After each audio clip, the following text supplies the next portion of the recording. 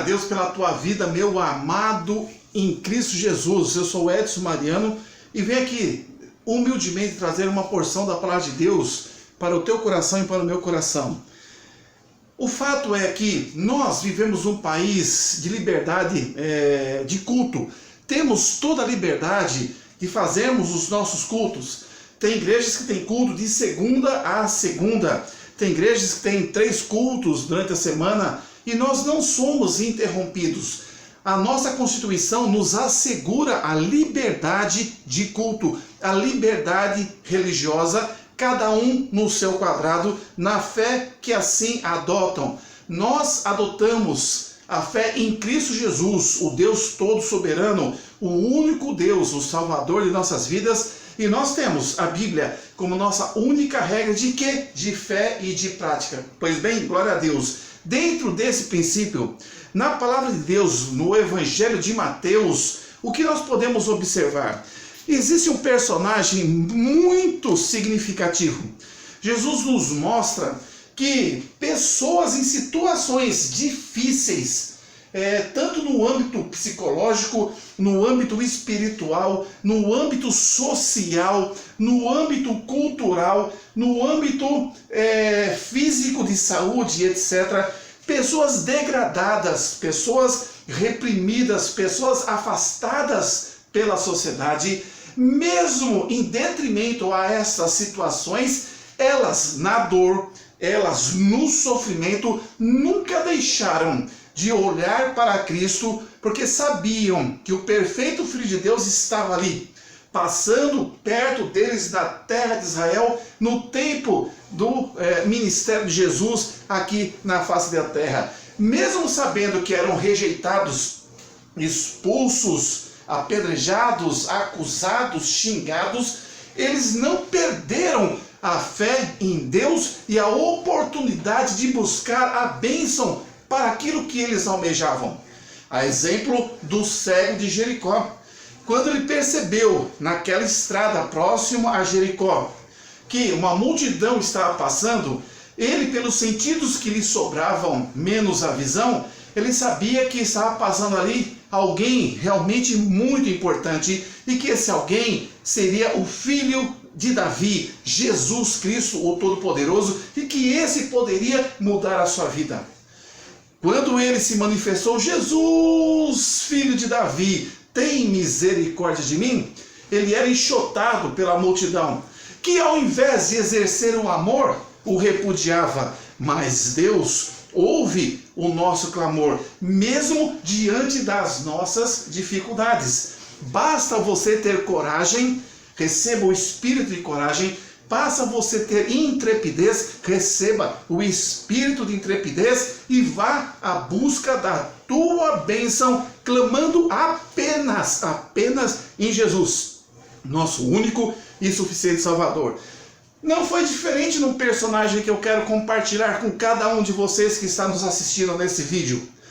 Quando você abre a palavra de Deus, no capítulo 5, versículo 1, tem um texto muito importante e nós vamos completar no mesmo Evangelho de Mateus, capítulo 8. Mas fica uma pergunta no ar. Você que está com as faculdades mentais em perfeitas condições, está com os seus membros funcionando, a sua condição física realmente funcionando, você que está com toda a saúde possível, como é que você tem adorado a Deus? Você tem usado a tua casa, usado o teu emprego, usado os teus recursos, usado o seu tempo para ler a palavra, para orar ao Senhor, para buscar, para propagar, para falar de Cristo e para buscar para si, do alto, apenas do alto, bênçãos para a tua vida? Como é que você está? Engessado?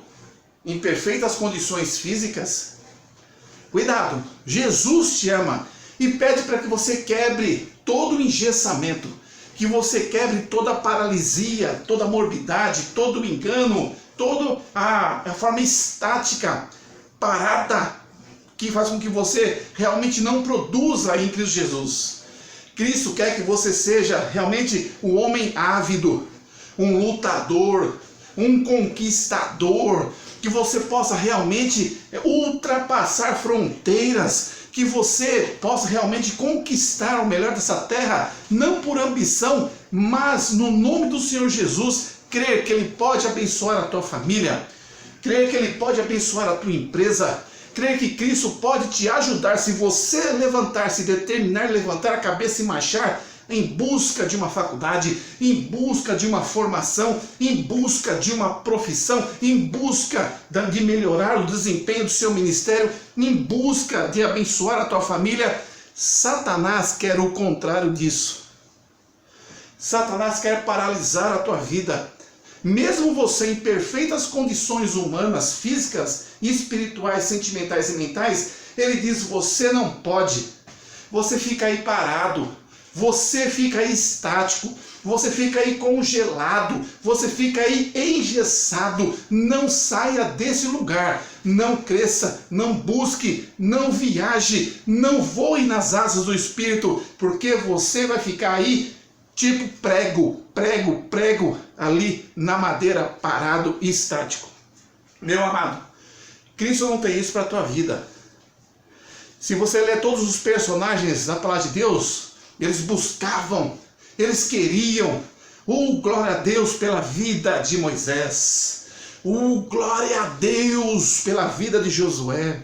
Glória a Deus pela vida de Caleb. Glória a Deus pela vida dos apóstolos. Glória a Deus pela vida de Paulo.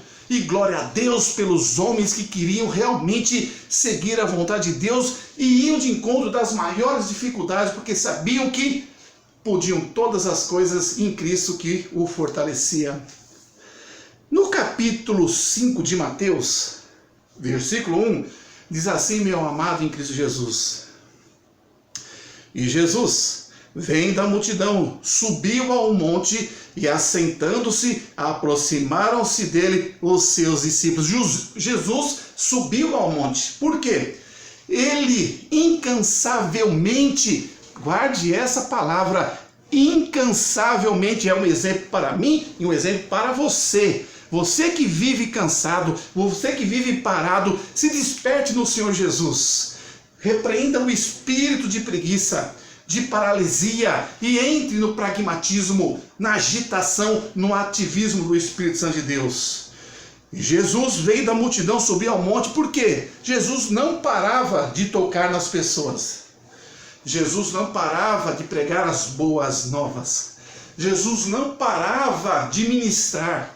Não parava de cumprir o seu ministério aqui, mandado por Deus. Jesus é o exemplo de quê? De ativismo espiritual, de luta, de correria, de vontade de querer abraçar e quanto mais pudesse falar do amor, do reino dos céus, do evangelho de Deus. Porque Jesus ama a mim e a você. Ele tinha vontade de o quanto antes e o quanto mais no seu tempo de ministério proclamar a glória de Deus. Aqui no capítulo 5, é o início da constituição do Novo Testamento, porque trata de vários assuntos. Então Jesus, querendo, diante da multidão, ele estrategicamente subiu ao monte. Diz aqui, Jesus vem da multidão, subiu ao monte e assentou-se e aproximou-se junto a ele os seus discípulos. Por quê? Ele queria continuar falando e falou muito sobre vários temas. E as pessoas que tinham interesse ouviam. E aquele que ouve tem que ouvir, guardar e praticar. Ouvir, guardar e praticar. E ali Jesus pregou sobre vários assuntos. Um deles a respeito do amor ao próximo. E ele falou vários assuntos, por isso, do capítulo 5 até o capítulo 7, ele está trazendo a constituição do Novo Testamento. Realmente ali é o resumo de todo o Novo Testamento. Mas depois que ele terminou, aconteceu um episódio. No capítulo 8, já que no capítulo 5 fala que Jesus subiu ao monte, no 8 diz assim: e descendo ele quem? Jesus, do monte, seguiu uma grande multidão. Eu quero que vocês reflitam e entrem na cena que as pessoas iam ter com o perfeito Filho de Deus. Certo que alguns em amor, sincero, outros por interesse, mas Deus é perfeito, conhece os corações. Existem aqueles que buscam a Jesus para um fim único e depois abandonam o Senhor Jesus. Eu vou lá para receber uma bênção de Deus, recebo um emprego, me torno autossuficiente, para que ir na igreja novamente? Não, esse não é o jeito correto. Mas tem aqueles que aceitam Jesus, reconhecem as maravilhas que Jesus fez na vida dele, e ele, dali para frente, ele viu que não existe outro caminho a não ser estar ligado em Jesus Cristo. Eu sou Cristo, o caminho, a verdade e a vida. Ninguém vai ao Pai senão por mim. Aqui no capítulo 8 diz assim, versículo 1. E descendo ele do monte, seguiu uma grande multidão. Eu quero que vocês reflitam comigo. Eu acho que vai dar. Imagina aqui uma montanha, várias pessoas aqui. Não sei se vocês estão vendo, várias pessoas, várias cabecinhas. Olha aqui. E estava aqui, eu vou representar como uma cruz. Estavam os seus discípulos sentados em volta dele e Jesus falando a todas essas pessoas a constituição do Novo Testamento. Aqui está aqui a montanha, né? Vamos colocar aqui um sol, os pássaros e Jesus aqui pregando o Evangelho de Deus. Falando, inclusive, a respeito de quê? A respeito de amor ao próximo. Mas olha o que aconteceu aqui no capítulo 8 de Mateus, no fim do Sermão do Monte, diz assim, e descendo ele do monte, seguiu uma grande multidão. Então Jesus passa a descer, uma multidão então está seguindo a Jesus. Só que aconteceu um fato novo. E eis que veio um leproso. O leproso, ele realmente sofria de uma enfermidade que ele era colocado à margem da sociedade por causa da sua doença infecto-contagiosa. E quando nós abrimos ali em Levíticos, um dos livros do Pentateuco, Gênesis, Êxodo, Levíticos, de autoria de Moisés, nós vamos observar no capítulo 13 e no capítulo 14 a respeito do que era feito com quem era cometido dessa enfermidade de lepra, colocado à margem ali da sociedade, em cavernas, escondido, separado das tribos de Israel. E quando ele era abençoado pela cura, e ele tinha então de passar também por um procedimento perante o sacerdote. E nós encontramos isso em Levíticos, capítulo 13 e capítulo 14. Eu sugiro que você possa ler para dar ênfase e complemento a esse texto. Mas diz o texto que, mediante Jesus estar pregando, e quando ele terminou, ele desceu, a multidão, no capítulo 5, quando ele subiu, estava ali como se fosse um mar de pessoas em volta da montanha do Sermão do Monte. Quando desceu, a multidão continuou próxima a Jesus, e Jesus continuou pregando. Pois bem, mas o versículo 2 do capítulo 8 de Mateus diz assim, e eis que veio um leproso, alguém com uma dificuldade física, alguém com uma dificuldade social, não aceito pela sociedade, colocado à margem da sociedade. Então, com certeza, um homem de coração triste, um homem realmente sem expectativas, um homem realmente que estava longe de viver em comunhão, e nós somos um ser social. Ele vivia em comunhão com os demais leprosos, mas não poderia participar de qualquer outra sociedade além daquela das cavernas, do refúgio e do retiro específico para os leprosos. Esse homem não era feliz, mas ele tinha uma determinação. Diz aqui, e eis que veio do verbo vir, intenção de estar perto de Jesus. Muitas vezes nós estamos assim, olhando, ouvindo, falando, mexendo, pulando, correndo, saltando, e nós não temos o interesse de estar constantemente com Jesus. Muitas vezes está chovendo, eu não vou na igreja.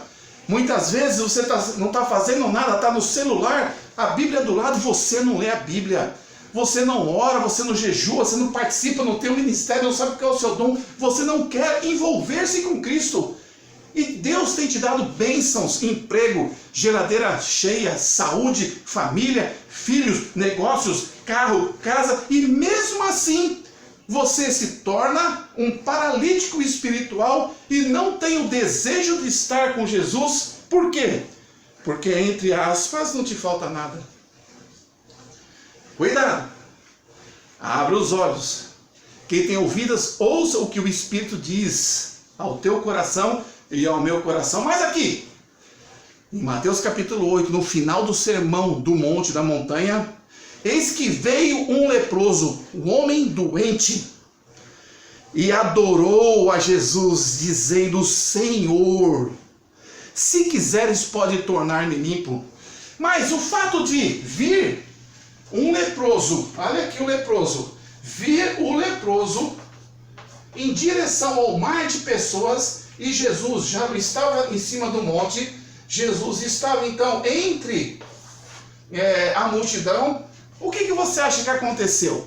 O certo era essa multidão que ouviu o sermão do monte, quando viu o necessitado, o leproso, não se afastar, mas confiar que Deus não deixaria que essa multidão se contaminasse, porque eles entenderam aqui que tem que amar o próximo, mas isso não aconteceu.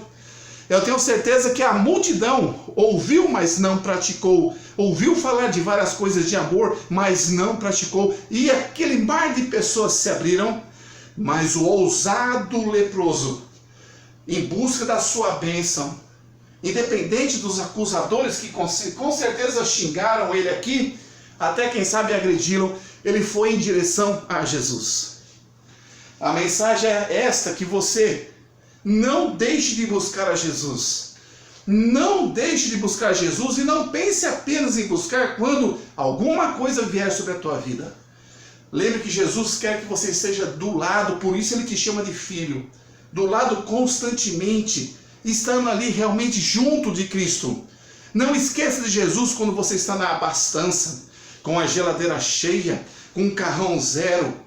Que você possa buscar Jesus, alimentar-se de Jesus, querer mais e mais de Cristo e pregar em tempo e fora de tempo a todas as pessoas. Aqui está um exemplo, como o cego de Jericó, como outros personagens, mais de 35 milagres que você vê que as pessoas com dificuldades de visão, de audição, de demônios, de defeitos físicos, de lepra, foram e demonstraram para a nossa vergonha como que se adora o Senhor nosso Deus.